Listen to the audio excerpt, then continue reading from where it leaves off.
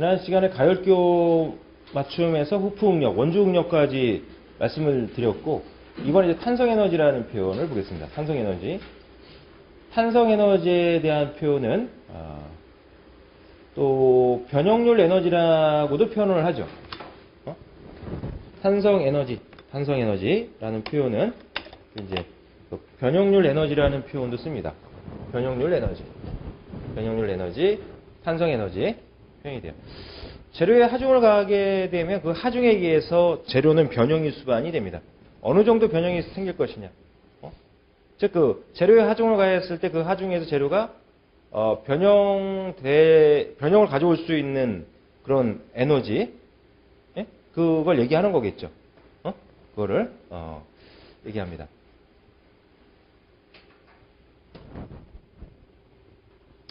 이렇게. 탄성이라는 표현은 소성의 반대다 이렇게 말씀드렸죠. 재료에 하중을 가했을 때 그 하중에 의해서 재료는 변형이 수반이 되고 그 하중을 제거하면 그 변형은 원상태로 되돌아갑니다. 그렇죠? 탄성이라고 하는 성질이다 이렇게 얘기했어.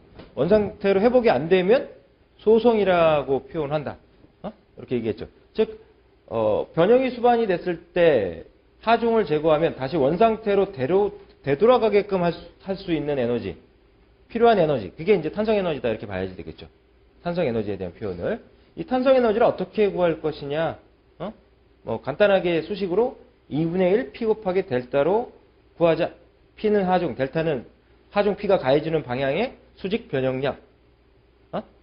뉴턴 메타. 줄 단위로 표현이 됩니다. 에너지의 단위죠. 뉴턴 메타. 줄은 에너지의 단위, 1의 단위입니다. 1의 단위. 이렇게 해서 기본식을 2분의 1 P 곱하기 델타 이렇게 보겠다라고 하는 것이에요. 이렇게.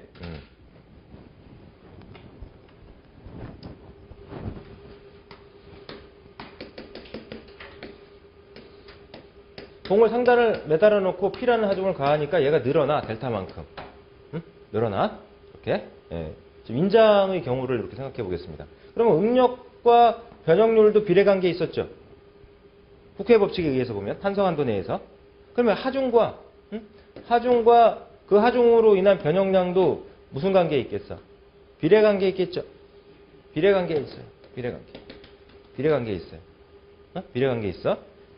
자, 그러면 하중 P를 가했을 때 이만큼의 변형량이 발생할 것이다. 하중을 제거하면 이만큼 발생된 변형량은 다시 원상태로 이렇게 회복이 될 것이다.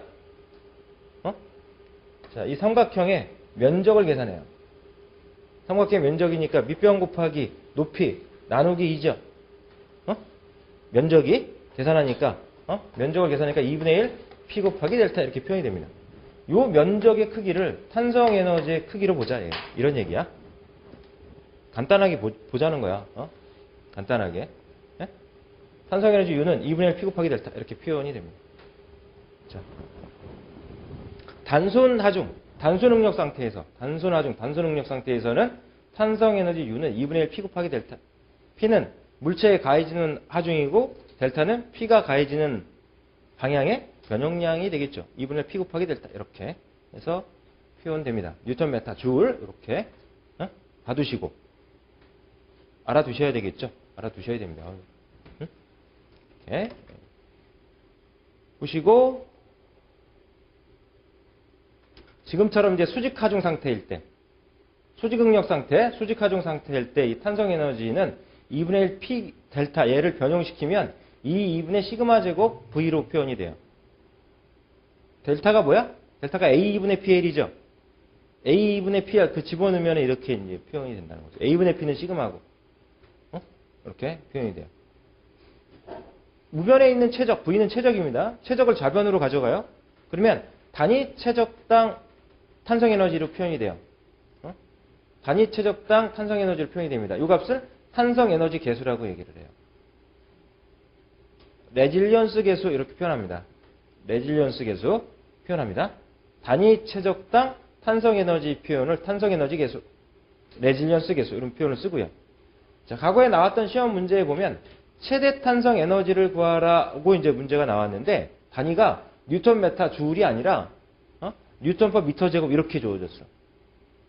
최대 탄성 에너지를 구하라 그랬어. 단위 중요합니다. 단위 중요해요. 최대 탄성 에너지를 구하라고 했는데 탄성 에너지의 단위는 주울이야. 뉴턴 메타 주울. 공학 단위면 킬로그램 포수 메타.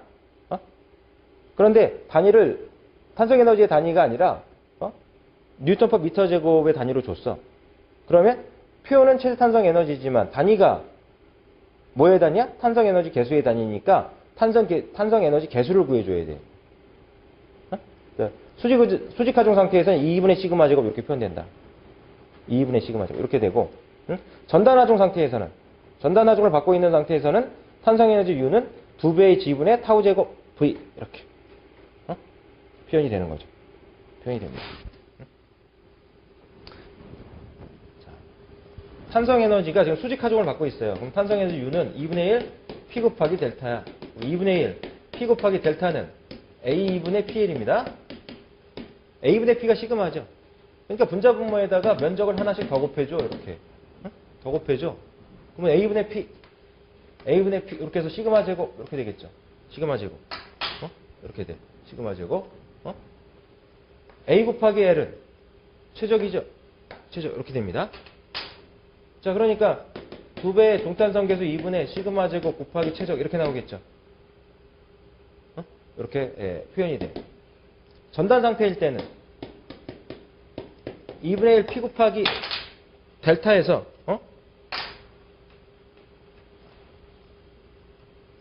2분의 1 P 곱하기 델타에서 전단 상태야.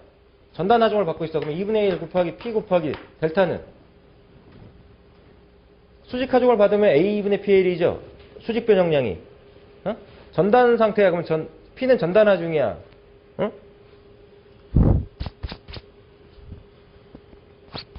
P는 전단 하중이야. P는. 델타는 전단 변형량이죠. 전단 변형량이야. 그럼 전단 변형량을 어떻게 구해? A 곱하기 종탄성 계수가 뭘로 바뀌어요? 종탄성 계수가. 횡탄성 계수로 바뀌죠. 전단 하중 곱하기 길이에요. 이렇게 돼. 그래서 A분의 P는 전단 응력이야. 그죠? 역시 분자 분모의 면적을 하나씩 곱해버리자고. 그러면은 이렇게 전단 응력 타우의 제곱이 나오겠죠. 2배 전단 탄성 계수 타우의 제곱 곱하기 최적 V.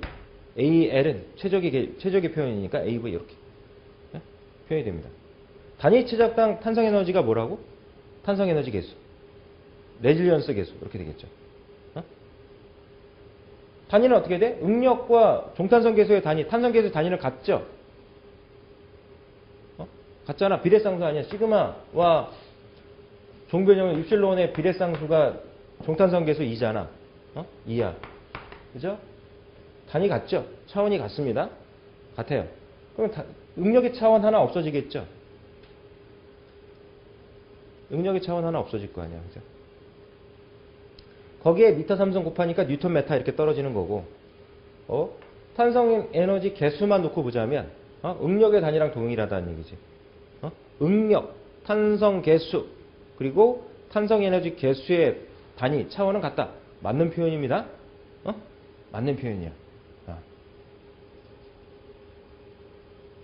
이런 문제는 기사시험에서 나온 적은 없어. 그런데 공기업이나 외부 시험 볼 때는 이런 문제 나올 수가 있어요. 기사시험하고 공기업의 이 전공 필기시험을 이렇게 제가 딱 봤을 때 그 차이점이라고 한다면은 그 기사시험은 어떤 그 하나의 그 표현식 내지는 두 개의 표현식을 이렇게 커플해서 이렇게 푸는 유형의 문제. 그러니까 이제 그 단원별로 이렇게 나온다면 쉽게 말씀드리면 단원별로 나온다면 공기업 시험에 보면 전체 단원의 그 개념적인 것들을 뽑아서 이렇게 문제를 내는 이런 스타일. 그런 게 이제 어떻게 보면 분명한 차이점이 좀 있죠. 특히 이제 그 말 문제가 많이 나오는 뭐 그런 과목일수록 연력학도 그렇고.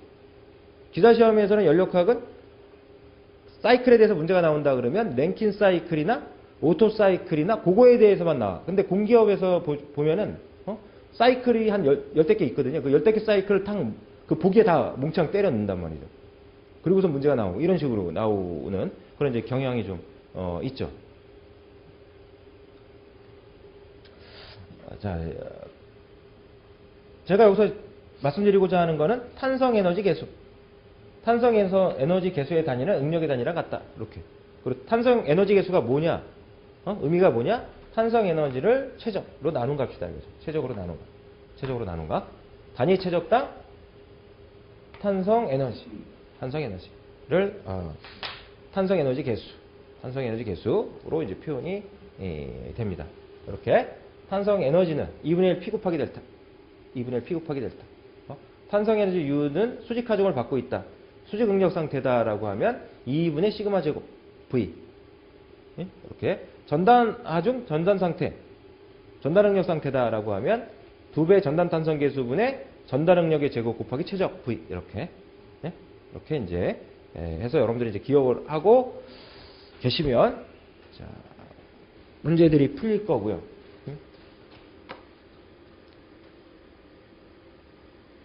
그 다음에 단위 킬로그램당 최대 탄성 에너지, 단위 킬로그램당 탄성 에너지의 표현이 있어요. 줄 퍼 킬로그램, 줄 퍼 킬로그램. 단위 질량당 탄성 에너지 이런 표현이야. 자, 요거를 다르게 표현을 하면은 비탄성 에너지 이런 표현을 쓸 수가 있어요. 비탄성 에너지. 단위 질량당 에너지를 우리가 보통 비에너지 이런 표현을 써요. 그래서 이제 비탄성 에너지라는 표현을 쓸 수가 있어요. 단위 질량당 탄성 에너지. 단위 킬로그램당 최대 탄성 에너지 이런 표현은 단위 질량당 탄성 에너지 이런 표현으로 볼 수가 있고, 그럼 단위는 줄 퍼 킬로그램 매스 이렇게 표현이 된다는 거죠. 공학 단위에서 줄 퍼 킬로그램 매스 표현이 됩니다. 이렇게. 그래서 이제 이 표현을 그대로 정리하면 이렇게 정리가 돼요. 탄성 에너지 개수, 탄성 에너지 개수를 밀도로 나누면 돼요. 2분의 시그마 제곱은 탄성 에너지 개수죠. 그 탄성 에너지 개수를 밀도로 나누면 U 스타, 비탄성 에너지, 즉 단위 킬로그램당 탄성 에너지 이런 표현이 된다. 지금까지 제가 봤을 때는 딱 한 번 나왔어. 2000년도 한 중반 전에, 2000년도 중반 전에 나온 지 꽤 오래됐죠. 얘는 지금 그때 이후로는 특별히 시험에 제가 본 적이 없는 것 같아요.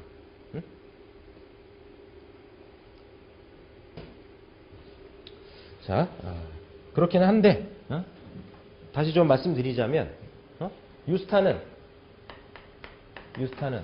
단위 질량당 탄성 에너지다.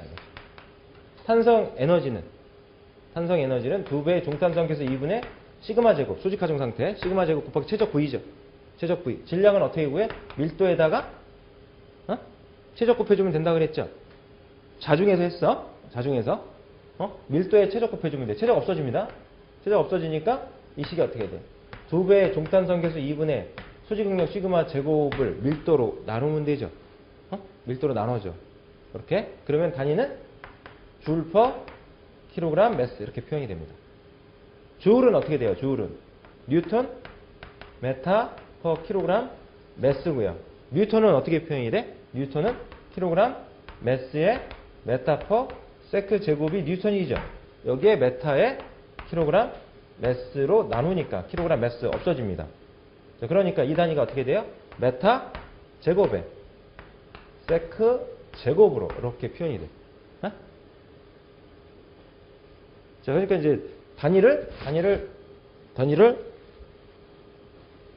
줄 퍼 킬로그램 매스로 이렇게 줄 수도 있지만, 메타 제곱 퍼 세크 제곱 이렇게 단위를 줄 수도 있죠. 메타 제곱 퍼 세크 제곱 단위를 이렇게 줄 수도 있다. 어쨌든 뭐 제가 봐서는 지금까지 한 번 정도밖에 안 나왔다. 굳이 뭐 공식 외울 필요 없죠. 굳이 공식 외울 필요 없어. 뭐만 기억해 두면 되는 거야. 문제상에서 이렇게 이 표현 그대로 준단 말이야. 비탄성 에너지 구하라 이런 식으로 문제가 이제 주어진 적은 없고요. 재료학학 문제들에서는 대부분 이거에 관련된 문제는 단위 질량 또는 단위 중량, 공학 단위에서는 단위 중량 이렇게, SI 단위에서는 단위 질량 이런 식으로. 그래서 단위 질량당 뭐 탄성 에너지 이런 표현으로. 그러니까 단위가 어떻게 돼? 줄 퍼 킬로그램 매스 이렇게 주니까 이 단위에 맞춰서 풀면 되죠. 탄성 에너지를 구해서 밀도로 나눠버리면 되는 거야. 그러니까 이 단위는 정리해보면 이런 단위로 공식으로 나오겠지만, 정리해보면 이런 공식으로 나오겠지만 이 공식을 굳이 외울 필요는 없고, 이 표현의 의미만 여러분들이 알아두시면, 단위만 신경 써두시면 이렇게 해결이 가능할 수 있는 그런 이제 내용이다 이렇게 볼 수가 있습니다. 참고해 주시고요. 다음 충격 응력과 변형량에서 보겠습니다. 충격 응력과 관련해서는 유일하게 여기서 이제 언급이 됩니다. 재료역학에서 얘기하는 하중은요, 정하중입니다. 하중을 분류할 때 정하중과 동하중이라는 표현이 있어요. 정하중과 동하중이라는 표현이 있어. 정하중이라는 표현은 정적인 상태에서의 하중이에요. 하중은 힘이죠. 힘은 벡터 물리량입니다. 그죠? 그렇기 때문에 벡터란 크기도 같지만 방향을 갖습니다. 그래서 크기가 변하거나 방향이 변할 수가 있어요. 그런 경우에 하중의 표현은 우리가 동하중이다 이렇게 표현할 수가 있죠. 재료역학은 정하중 상태에서 응력과 변형을 다루는 학문인데 충격하중과 관련해서 충격하중은 동하중의 종류입니다. 동하중 하면 대표적인 종류가 4가지가 있어. 이동하중, 반복하중, 충격하중, 교번하중 이런 표현이 있어요. 그래서 동하중과 관련해서는 어떻게 보면은 굳이 그렇게까지 얘기를 해야 되느냐라고 하는 측면이 있을 텐데 굳이 또 분류해 보자면 이제 그렇다는 거죠. 자, 그래서 봉을 면적이 A인 봉, 면적이 A고 종탄선 계수가 2인 봉을 매달아 이렇게 상단을 매달아놔. 그리고 밑에다가 플랜지를 붙여. 플랜지를. 플랜지 얘는 원판이죠, 일종의 원판. 원판 형태의 물체라고 보시면 됩니다. 그래서 매달아놔. 그리고 플랜지로부터 H 높이의 추를 하나 매달아. 추의 무게가 W야. 추의 무게 W를 이렇게 매달아 놓고 얘를 떨어뜨려. 그럼 플랜지를 때리죠. 플랜지를 때리죠. 그러면 봉에는 충격하중이 가해지죠. 그때 발생하는 응력과 변형량을 얘기하는 거야. 충격 응력과 변형량. 이렇게 해서 지금 이렇게 해서 이제 충격 응력과 변형량을 구하니까 이렇게 충격 응력은 시그마 제로에 1 플러스 루트 1 플러스 델타 제로분의 2H. 이렇게. 여기서 시그마 제로와 델타 제로는 추의 무게로 구한 응력과 변형량이에요. W가 추의 무게입니다. 시그마 제로는 A분의 W, A는 봉의 면적이야. A는 봉의 면적이고 W는 추의 무게고. 그래서 추의 무게를 봉의 면적으로 나눈 걸 시그마 제로. 그 시그마 제로에다가 2분의 L을 곱해. 2는 봉의 종탄선 계수고 L은 봉의 길이야.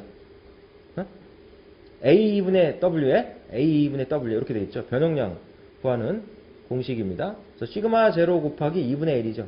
델타 제로는 시그마 제로 곱하기 2분의 L로 표현이 돼. 그래서 추의 무게에 의한 응력과 추의 무게에 의한 변형량을 얘기하는 겁니다. 그 값을 이용해서 충격 응력 시그마는 시그마 제로의 1 플러스 루트 1 플러스 델타 제로분의 2H. 그리고 충격 변형량 델타 제로 1 플러스 루트 1 플러스 델타 제로분의 2H. 시그마 제로를 델타 제로로 바꾸면 돼. 여기서 시그마 제로를 델타 제로로 바꾸면 충격 변형량 델타. 충격 응력 시그마 이렇게 되죠. 자, 추를 떨어뜨려 이렇게.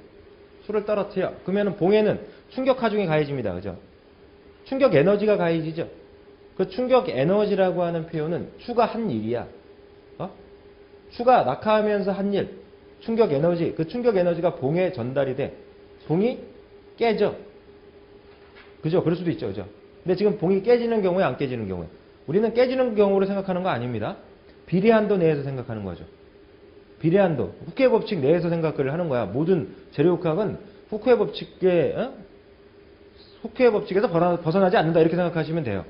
응? 그러니까 이제 봉을 때리니까 봉에는 충격 에너지가 전달이 되고 그 충격 에너지를 봉이 흡수해야 하죠. 그래야 안전하죠. 흡수하지 못하면 끊어져. 균열에 가서 끊어져요.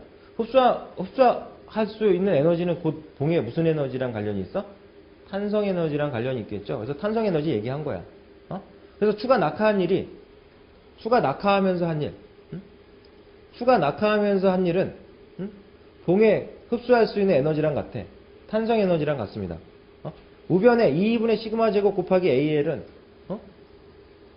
늘어나죠. 수직 방향으로 늘어나니까 수직응력이라고 얘기할 수 있겠죠. 충격응력은 수직응력이야. 지금 인자응력이죠. 인자응력이야. 그러니까 인장 상태에서 탄성 에너지를 표현한 거야. 2배 종탄성계수 2분의 시그마 제곱 곱하기 AR.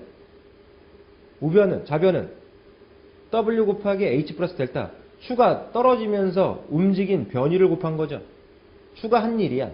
추가한 일은 충격 에너지라고 볼 수 있습니다. 봉에 전달된 충격 에너지는 추가 떨어지면서 봉에 해준 일이야. 그렇게 볼 수 있겠죠? 그래서 W 곱하기 H 플러스 델타. H 플러스 델타만큼 움직여. 여기서 델타를요, 델타를 2분의 시그마 곱하기 L을 갖다 대입시켜. L분의 델타는 뭐야? 종변형률이죠? 종변형률이야. L은 봉의 길이. L분의 델타는 종변형률. 후크의 법칙이죠? 시그마 이퀄 2입실론. 거기서 델타 뽑은 거죠. 2분의 L 곱하기 시그마야. 여기다 갖다 집어넣어. 그래서 풀어서 좌변으로 다 넘겨. 그리고 2분의 AL로 나눠버려. 그러면 시그마의 2차 방정식이 나오겠죠. 시그마 제곱 마이너스 2배 A분의 W 곱하기 시그마 마이너스 AL분의 2 WH 이렇게 정리돼. 이꼴 제로. 이렇게. 요 식에서 델타의 후크의 법칙을 적용시켜서 시그마의 2차 방정식을 만들어. 그 다음에 근해 공식에다 갖다 집어넣으면 되죠. 2A분의 마이너스 B 플러스 마이너스 루트 B의 제곱 마이너스 4AC. 거기서 이제 그 근해 공식을 이용해서 시그마를 정리한 거야. 정리하는 방법은 그랬더니 시그마는 시그마 제로 1 플러스의 루트 1 플러스 델타 제로 EH. 단 시그마 제로는 A분의 W. 델타 제로는 A2분의 W에 위에서 본 것처럼. 자, 그러니까 이제 흐름은 이렇다 이거죠. 흐름은 여러분들이 기억해야 될 건 뭐야? 공식이죠. 시그마는 시그마 제로에 1 플러스 루트 1 플러스 델타 제로분의 EH. 이때 시그마 제로는 A분의 W, 델타 제로는 A분의 W에 이렇게 기억을 해주면 돼요. 그 다음에 델타 제로는 델타는 시그마가 2 곱하기 L분의 델타고 시그마 제로가 2 곱하기 L분의 델타 제로야. 여기서 여기서 델타를 끄집어내.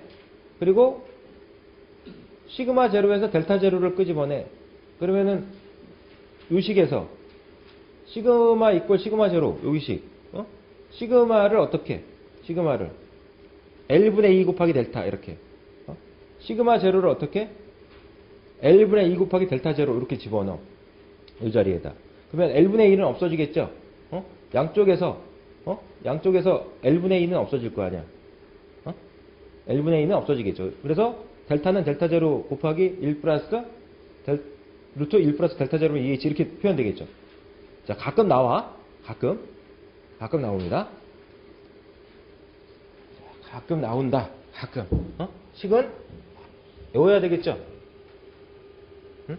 외워야 돼. 이거를 정리해갖고 푼다. 시간이 많이 걸린다. 응? 자, 그래서, 이런 흐름으로 계산한 거구나. 개념적으로. 이렇게. 그래서 식은 여러분들이 기억을 해주면 되겠고, 반대로 이렇게, 이런 것도 시험 문제 나온 적이 있어요. 면적이 A고 종탄성 계수가 2고 길이가 L인 이 부재 위에다가 질량의 MU 물체를 올려놔. 이렇게 H 높이에서 떨어뜨려. 응? 그러면 어떻게 되겠어요? 수축이 되겠죠? 이만큼 변형이 일어나겠죠. 이때는 봉에는 압축 응력이 생기죠. 지금 여기 이 경우는 인자 응력이야. 이 경우는 충격에 의한 압축 응력이죠. 시그마 제로 곱하기 1 플러스 루트 1 플러스 델타 제로분의 2H 이렇게 계산하면 적용되겠죠? 상관없겠죠? 적용하세요? 상관없습니다. 수축 변형량, 충격에 의한 수축 변형량 델타는 델타 제로에 1 플러스 루트 가로 안은 똑같습니다. 1 플러스 델타 제로분의 2H 이렇게 계산해. 응? 되죠? 시그마 제로는 A분의 W고요. 델타 제로는 A2분의 W 곱하기 L 해서 대입을 시켜주면 됩니다. 자, 그래서 이런 경우도 시험에 나오는 경우가 있고, 앞서서 말씀드린 그런 그림으로 해서 시험에 나오는 경우가 있고, 또 추 대신에 환영, 도너츠 모양의 이제 환영을 여기다 끼워요. 추 대신에 여기에서 이제 추 대신에 이제 도너츠 모양으로 생긴 거 있잖아요. 그러니까 그런 걸 이제 끼워서 이제 떨어뜨려. 그런 식으로 그런 식으로 해서 이제 문제가 나오는 경우도 있었고, 그래서 충격 응력과 변형 관련해서는 어쩌다 한 번씩 출제가 좀 되고 있다. 그리고 이제 근사식이 하나 있는데 쓸 수도 있고 안 쓸 수도 있어요. 이렇게. 추를 순간적으로 낙하시켰을 때나 갑자기 로프를 당겼거나 이런 경우, 순간 낙하를 하는 경우에는 요 높이 h를요 무시할 수가 있어요. h를 무시할 수가 있어.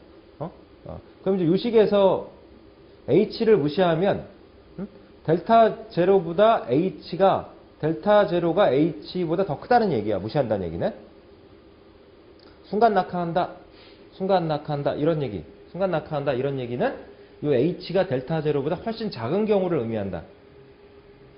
그러면은 얘는 1에 근접하겠, 0에 근접하겠죠. 0에. 큰 값으로 아주 작은 값을 나누니까 0에 가깝죠. 그러니까 무시하라는 얘기죠. 그럼 1 플러스 루트 1이니까 2죠. 그래서 2배의 시그마죠. 이렇게. 이제 풀어도 된다는 얘기야. 이런 예로 문제가 나올 수 있어요. 순간적으로 추를 떨어뜨렸다.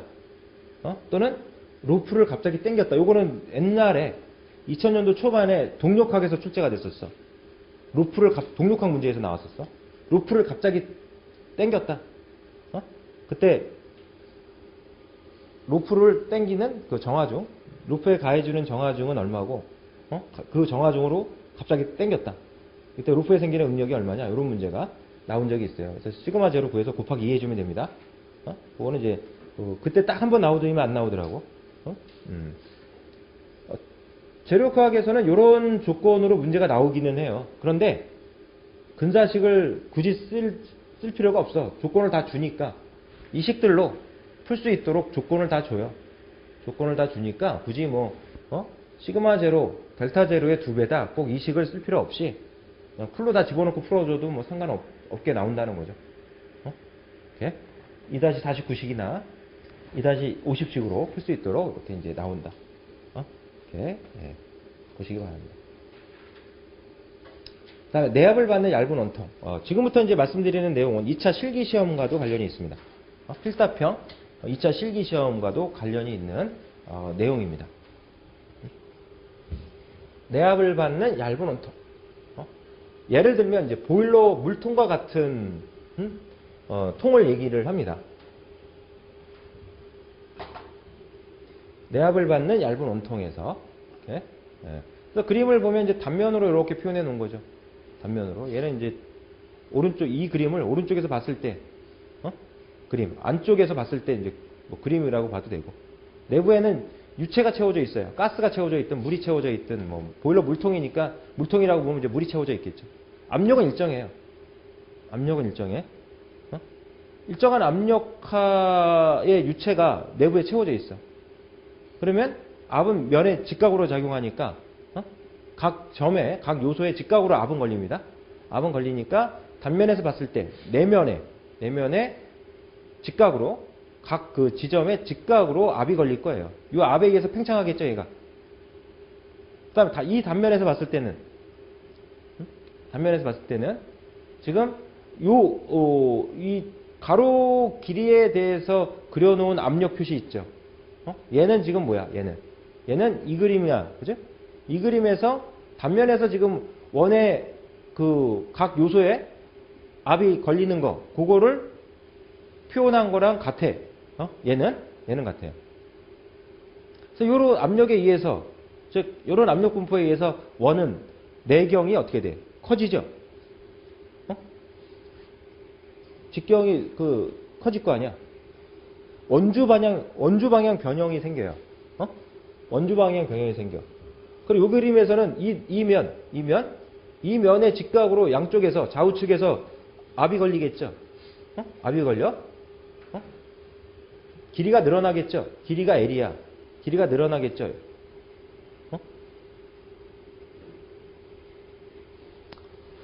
즉, 이렇게 작용하니까 이제 뭐, 어쨌든 길이 L이 늘어난다라고 보겠다는 거야.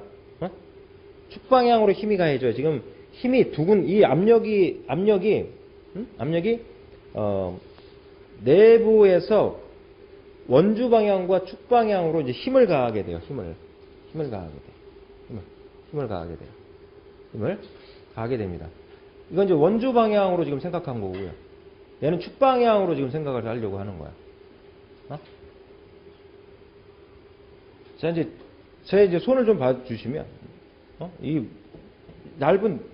내압을 받는 얇은 원통을 만들 거야. 그러면 제철소에서 판을 사야 돼, 봉을 사야 돼? 판을 사겠죠, 그죠? 판을 사와. 판을 사. 그 다음에 판을 어떻게 돼? 밴딩해야죠. 말아야죠. 이거를 한 번에 말든, 아니면 반반으로 말든, 이렇게. 반지름씩, 반원으로 이렇게 말든, 한 번에 말든. 근데 한 번에 말기는, 좀 어려우니까 우리가 반반씩 만다, 이렇게 봅시다. 반원씩 만들었어, 판을. 판을 이렇게 말어. 그러면 측면에 용접을 하든, 리벳을 치든 쳐야 되겠죠. 이렇게 말아가지고 이 부분을 판과 판이 맞대는 부분이 나올 거 아니야. 그럼 이 부분에 용접을 하든 리벳을 치든 칠 거 아니야. 그죠? 그 다음에 앞뒤 막아야죠. 앞뒤 막아야지. 이 부분. 이 부분 막아서 역시 이 원 주위를 용접을 하든 리벳으로 연결하든 연결해야죠. 체결 방법은 두 가지야. 보통 리벳 아니면 용접이다. 리벳으로 하느냐 용접으로 하느냐에 따라 이제 그 체결 정도는 달라질 수 있겠죠. 그래서 얘가 이렇게 완성이 됐어. 내부에 압이 차. 그러면 어떻게 돼? 얘가 이렇게 벌어져. 원주 방향으로 팽창이 돼. 길이는 어떻게 돼? 이 면에 양쪽으로 이제 미는 힘. 이 힘이 있죠. 이 힘에 의해서 이제 길이 L이 이렇게 늘어날 거니까 방향을 이제 두 가지 방향으로 잡은 거야. 원주 방향을 T 방향 이렇게. 그다음에 길이 방향을 축 방향을 Z, 원주 방향을 T 이렇게 잡은 거야 지금. 원주 방향으로도 응력이 생기고 축 방향으로도 응력이 생겨. 내부 압력에 의해서 원주 방향으로 팽창시키는 힘에 의한 응력이 발생한다는 거죠. 원주 응력, 후프 응력, 그죠? 그다음 축 방향으로 길이가 늘어나죠. 축 방향으로 응력이 발생하겠죠. 그럼 원주 응력을 계산하려면 어떻게 해야 돼? 면적분의 원주 방향으로 팽창시키는 힘을 구해줘야 되겠죠. 지금 내압을 받는 얇은 원통이야. 두께 T는 내경 D에 비해서 라지 D, 내경. 라지 D는 내경입니다. 내경에 비해서 두께 T는 아주 작아요. 내경 D는 두께 T의 한 10배 이상 돼. 10배 이상 돼. 조건이. D는 10T보다 크거나 같은 그런 정도에 지금 적용시키는 그런 표현식들을 말씀드릴 거야. 그렇게 해서 이제 원주 응력, 축 응력 두 가지를 표현해서 말씀을 드리려고 합니다. 원주 응력 구하니까 원주 응력 시그마 T는 2T분의 PD야. 이렇게 그림에서 보면 이렇게 AA 단면임의 두께 T에 대한 이 부분, 두께 T에 대한 이 부분의 직각으로 시그마 T의 응력이 땡겨. 이렇게 잡으나, 이렇게 수직으로 잡으나, 어떻게 잡으나, 응력, 그 면에 대한 응력 시그마 T는 이렇게 똑같이 표현되겠죠? 응? 똑같이 표현될 거야. 시그마 T. 이걸 이제 구해보려고 그래. 그래서 위아래에서 땡기니까 어떻게 돼? 견디지 못하면, 축 방향으로 균열이 가겠죠? 축 방향으로 균열이 가서 깨질 거야. 원주 방향의 힘의 합이 제로입니다. 즉 원주 방향의 힘의 평형 상태에 있어야 돼. 압력으로부터 원주 방향으로 발생되는 힘의 성분, 원주 응력으로부터 원주 방향으로 발생되는 힘의 성분의 힘의 크기는 같겠죠. 좌변은 압력에 의해서 원주 방향으로 밀어내는 힘이야. 팽창시키는 힘이야. 우변은 원주 응력의 면적을 곱해준 거야. 원주 응력의 면적을 곱해서 원주 방향에서 시그마 t를 발생시키는 그 힘, 그 힘의 크기를 지금 표현한 거죠. 양쪽에서 구했을 때 이게 같아야 된다는 거야. 그러니까 시그마 t는 2t분의 pd 이렇게 정리된 거야. 식이. 이렇게 표현이 된 겁니다. 이렇게.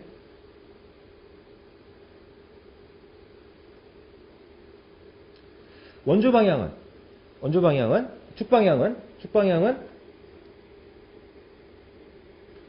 이 그림에서 봤을 때 이제 이 방향 얘기하는 거. 이 방향에서 봤을 때 좌변은 압력에 의해서 축방향으로 팽창시키는 힘이야. 내경이 D니까 4분의 파이 D 제곱 안에 면적 곱해준 거야. 요 힘에 의해서 시그마 젯이 나오는 거야. 그 힘을 시그마 젯을 발생시키는 면적으로 나누면 되죠. D에 비해서 T가 작으니까 면적을 파이 DT로 잡은 거야. 그랬더니 4T분의 PD 이렇게 나옵니다.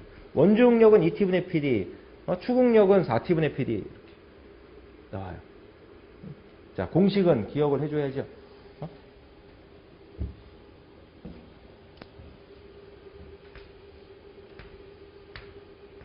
자, 내압을 받는 얇은 원통이야. 내압을 받는 얇은 원통이야. 내부 압력이 P예요, 지금. 내부 압력이 P야. 이렇게. 내경이 D야. 두께가 T고. 라지 D가 두께 T의 10배보다 크거나 같은 이런 조건에 있어. 그래서 내부 압력에 의해서 얘가 팽창이 되면 원주 방향으로도 팽창이 되고 축방향, 길이 방향으로도 팽창이 된다. 길이는 L이고. 이렇게. 그럼 표면에서 이렇게 이제 미소, 이런 이제 그 요소를 잡아. 미소 요소를 잡아. 그래서 이 방향은 둘레 방향 얘기하는 거죠. 이 둘레 방향 얘기하는 거야. 이렇게 해서 원주 방향, 축방향 이렇게 잡아서 원주 방향으로 응력 시그마 t, 원주 응력 시그마 t, 축방향의 응력 시그마 z, 축응력 시그마 z 이렇게 두 가지 응력이 발생한다. 내압을 받는 얇은 원통에서. 또 공식으로는 얼마야? 시그마 t가? 시그마 t가 2t분의 pd야. 시그마 z는 4t분의 pd야.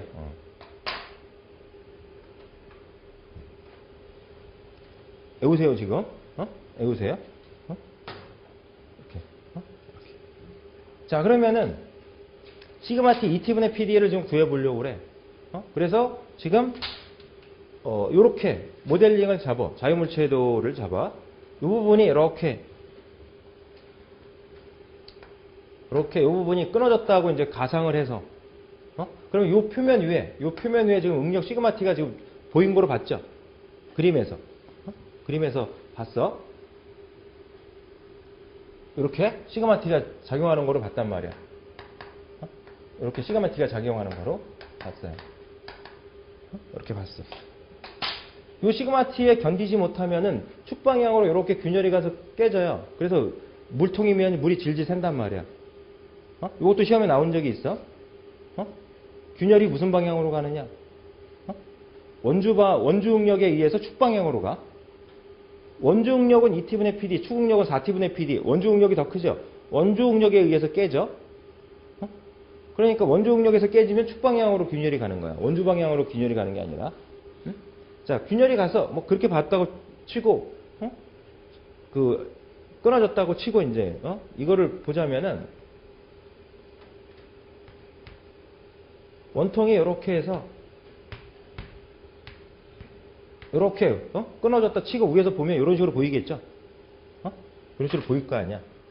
그러면 내압은 내부 압력은 요 면에 직각으로 걸려요. 각 요소에 직각으로 압이차 이렇게 압력 P 이렇게 응력 시그마 T는 여기에 직각으로 걸린단 말이야. 요렇게 걸린다는 거야. 요렇게 응력이 분포한다는 거야. 시그마 T가.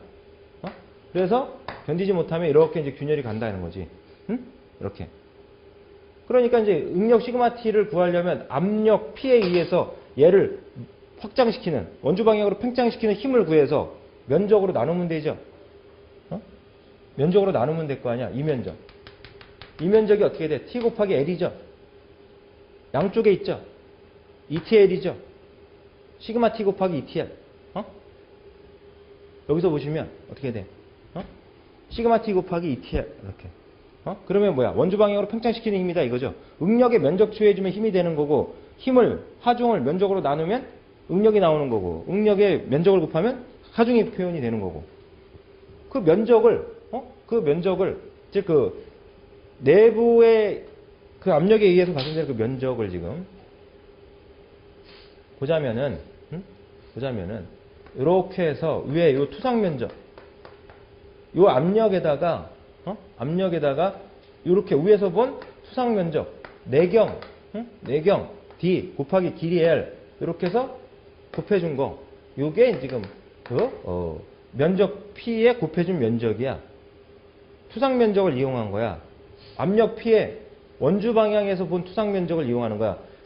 요 둘레에, 원의 둘레에 압이 차니까, 요 원형 둘레에 압이 차니까, 면적을 그러면 이 안쪽에 이 그 둘레 면적, 내면의 둘레 면적을 실제 다 집어넣은 게 아니라, 여기서는 뭐야? 여기서는 투상 면적을 집어넣은 거야. 여기서는 투상 면적 D 곱하기 L. ETL은 실제 면적이죠. ETL은 실제 면적이야. 그 투상 면적을 이용한 원주 방향의 하중을 구한 거야. 압력에다가 면적을 곱해서. 그거를 ETL 면적으로 나누니까 뭐가 나와? 원주 응력이 나온 거죠. 그래서 ET분의 PL 양쪽에서 L 없어지니까 ET분의 PL, ET분의 PD 이렇게 나온 거 아니야. 원주 응력 시그마 T는 ET분의 PD, ET분의 PD 이렇게 나온 거죠.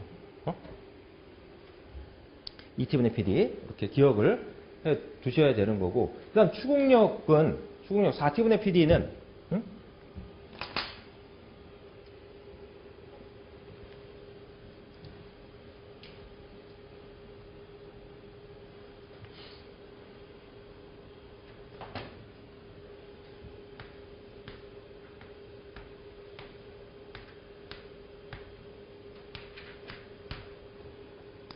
자, 축방향, 길이 방향으로 해서 이제 이렇게 단면을 그려요.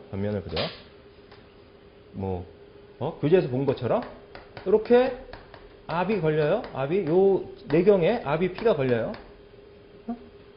그래서 이제, 응력이 발생한다 그러면 임의 위치에 단면에 직각으로 응력이 걸려. 축응력, 시그마 Z.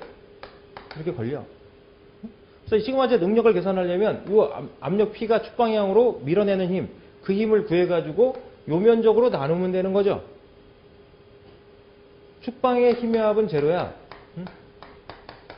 축방의 힘은 제로야. 그래서 압력 곱하기 4분의 파이 D제곱 이렇게 해주니까 축방향으로 밀어낸 이렇게 팽창시키는 힘이 나오는 거죠. 여기다가 응력 때문에 발생되는 힘, 시그마 Z 곱하기 면적 취해주면 되는 거 아니야. 이때 이 면적. 두께가 지금 여기가 절단이 됐어. 이렇게. 그래서 투상을 해서 봐. 투상해서 보면은 중공단면으로 이렇게 보이겠죠. 중공단면이 이렇게 보이니까 이 면적은 뭐야? 이 둘레 면적이 되는 거야. 근데 두께가 얇어. 그러면 내경이나 외경이 큰 차이가 없어. 그러면은 면적은 어떻게 돼? 얘는 쫙 잘라가지고 펼치면은 그냥 이런 사각형으로 볼 수 있죠. 내경과 외경의 둘레가 큰 차이가 없어. 두께가, 여기서 보는 것처럼 이런 관계에 있으니까,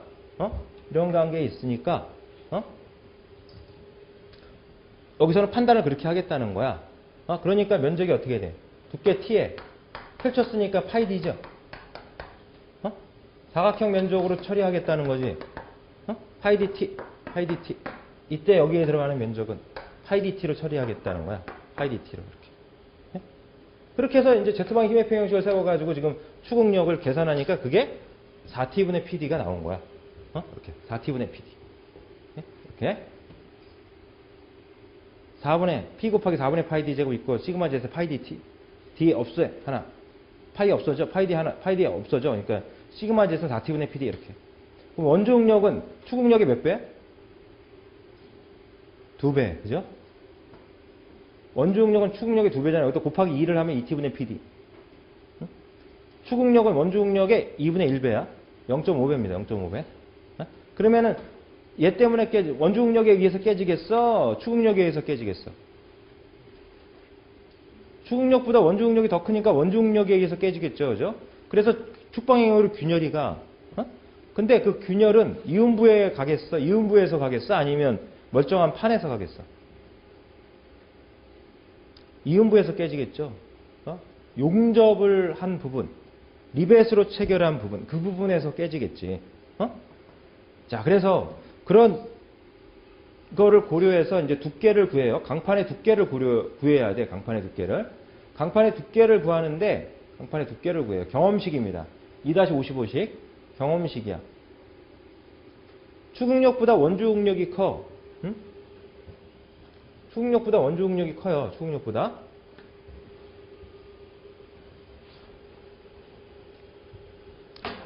그래서 추궁력을 구했어. 시그마 t는 2t분의 pd로 구했어. 이 값이 허용 응력보다 작거나 같다 그러면 안전해요. 안전하죠. 안전해. 이 조건으로 안전성을 판단을 하는 거야. 응? 여기서 두께 t를 구하면 두께 t는 2배 허용 응력을 집어넣어서 pd로 구해주면 돼. 그러면 이론적으로 강판의 두께를 구하는 식이 돼요. 이론적으로. 근데 어디서 터져? 이음부에서 터져. 그러니까 이음 효율을 집어넣어야 돼. 이음 효율을. 용접이 리벳보다 이음 효율이 더 좋죠. 이음 효율이 더 좋아요. 효율이 좋아지면 집어넣으라는 거야. 효율이 좋으면. 그 다음에 물통이야. 물이 채워져 있어. 시간이 지나면 부식이 돼요. 그죠? 물은 부식성이 있어. 그죠? 기름은 부식성이 거의 없죠. 부식성이 있기야 있는데 이제 물보다는 이제 부식성이 이제 덜하겠죠. 기름이 좀. 부식여유라고 하는 거를 주면 더해줘야 돼. 경험적으로. 그래서 부식여유 C는 부식여유, 2타는 이음 효율. 이렇게. 허용력은 어떻게 구한다고? 허용력은 안전율분의 극한 강도, 최대 인장 강도. 시그마 T 맥시마. 시그마 T 맥시마. 허용력 시그마 A는 안전율분의 시그마 T 맥시마. 이렇게 놓을 수 있죠. 허용력이 주면 직접 들어가는 거고, 허용력이 안 주고 안전율하고 최대 인장 강도. 최대 인장 강도가 따로따로 주면 허용력 구해서 들어가는 거고. 그렇게. 자, 이거는 이제 내압을 받는 얇은 원통. 설계에도 강판 두께에 적용할 때 써먹습니다. 그러니까 리벳 이음을 하거나 용접 이음을 할 때 판의 두께를 구하라 이런 문제가 나오면 이 식을 쓸 수가 있어요.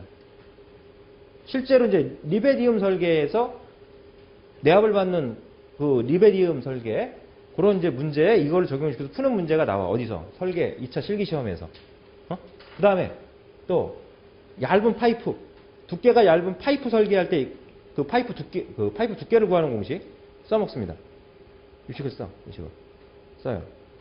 올해 2019년도에 그 일반기기사 그 시험 유형이 이제 바뀌었다 이런 얘기들이 이제 여러분들 들어본 사람들도 있을 것 같은데 들어봤음직한 사람이 안 왔네. 응? 그냥 내 느낌으로 얘기하는 거야. 느낌으로 말씀드리는 건데 바뀌긴 바뀌었는데 그 내용이 그 내용이다. 공단에서 시험 유형을 변경하더라도 과목이 확 바뀌지 않는 이상은 그 변경되는 것들이 그렇게 크지는 않아요. 그렇게. 그리고 우리 교재에는 제가 여러분들이 보시면 알지만 역학은 특히 3역학은요. 3역학은 그런 유형, 그러니까 시험 유형의 변화에 따라서 책을 쓴 게 아니에요. 정리한 게 아니기 때문에 어떤 방식으로든지 그 시험 유형이 3역학은 변화가 있더라도 거의 여기에서 커버가 돼요. 그리고 제가 학부 다닐 때 배웠던 역학이나 여러분들이 지금 학부 다니면서 배웠던 역학이 다른 게 아니에요. 물론 일부 좀 다른 것도 있겠죠. 그런데 그게 여러분들이 그 자격증을 취득하려고 하는 거에 큰 영향을 받느냐? 전혀 그렇지 않다는 거예요. 60점만 넘으면 합격인데 무슨 조금 바뀌었다고 뭐 떨어져? 이게 아니거든요. 그래서 너무 그런 변화에 민감하게 생각할 필요 없고 실제적으로 봐도 조금씩 변해도 이 안에 있을 내용은 다 있다.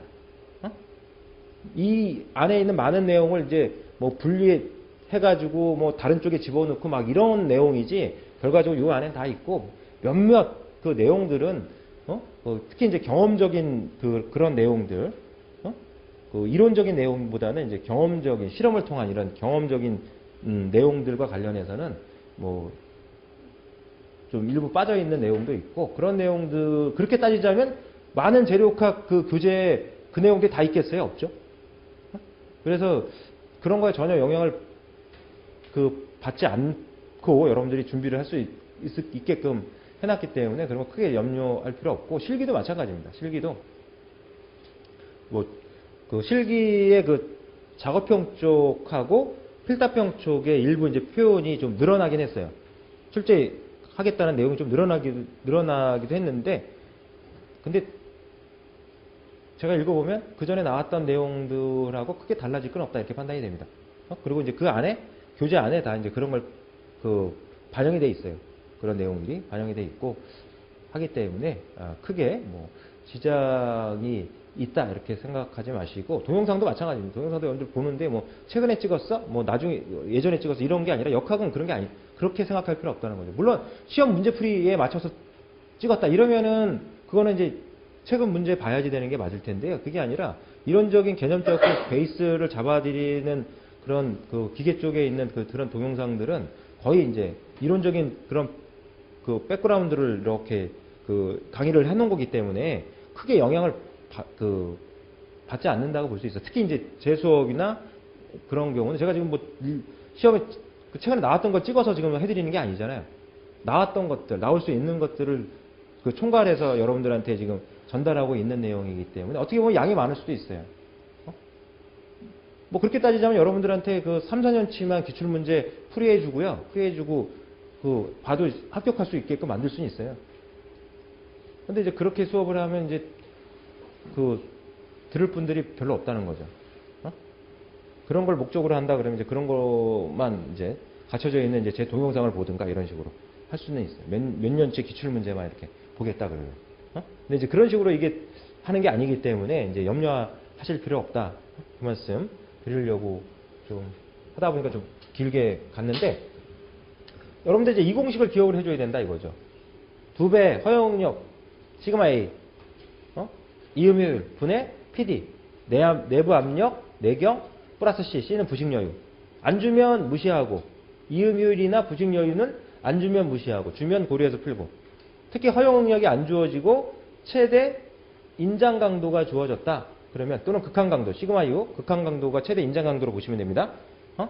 안전율과 함께 주어졌다 그러면은 허용력을 구해서 들어가야 되니까 S분의 시그마 U 이렇게 집어넣어야죠. 저는 시그마 T 맥시멈이라고 표현했지만 그렇게 해서 집어넣고 풀면 돼요. 이렇게 해서 요식도 중요하다. 중요하고, 지금 이제 이추국력해서 원주국력, 추국력 구하는 공식을 지금 말씀드렸는데요. 이렇게 2T분의 PD, 4T분의 PD 말씀드렸는데, 이거 9장에서 또 반복이 됩니다. 여기서 또 문제가 나오는 게 있어. 이추국력 상태에서 지금 내압을 받고 있는 얇은 그 원통이다. 여기서 최대 전달능력 구하라, 이런 문제가 나와요. 그거는 이제 9장에서 이제 말씀을 좀 드리도록 하고, 지금 내압을 받는 얇은 원통입니다. 원통이죠. 원통이야. 그런데 가끔은 뭐가 나오냐 하면 내압을 받는 얇은 구에서 문제가 나와. 내압을 받는 얇은 구. 여기서 이제 원주응력 구하라, 이런 문제가 나옵니다. 4T분의 PD야 이거는. 원통이 아니라 구예요. 구용기야. 구용기. 내압을 받는 구용기. 구용기에서 원주응력은 4T분의 PD. 4T분의 PD 이렇게 됩니다. 구는 3차원 형상으로 봐야죠.